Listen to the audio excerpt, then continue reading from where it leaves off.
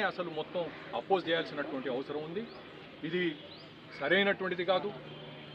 హర్యానాకు పోల్చుకొని చూస్తే దీనికి అక్కడికి పొంతన లేదు అనేటువంటి విషయం నేను హరీష్ రావు గారు చెప్పారు. హరీష్ రావు గారు విషయాలు తెలుసుకోండి.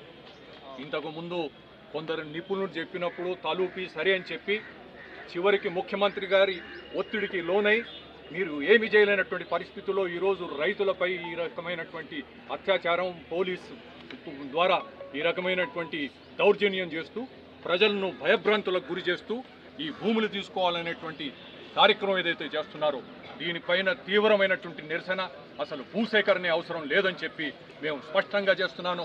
మీ ద్వారా నేను ముఖ్యమంత్రి గారికి నేను ఛాలెంజ్ చేస్తున్నాను. బహిరంగ చర్చకు రండి. మల్లన్న సాగర్ అవసరమా కాదా అనేటువంటిది ఈ హరీష్ రావు పనికిరారు. ఎందుకంటే ఆయన ఏమి చేయలేడు. ముఖ్యమంత్రి గారు ఏది చెప్తే అది చేసేటువంటి వ్యక్తిగా ఉన్నాడు కనుక డైరెక్ట్గా ముఖ్యమంత్రి గారికి నా సవాల్, బహిరంగ చర్చకు రండి. మల్లన్న సాగర్ అవసరమా లేదా తేల్చుకుందాం, ప్రజల ముందు కూర్చుందాం అని చెప్పి నేను మనవి చేస్తున్నాను.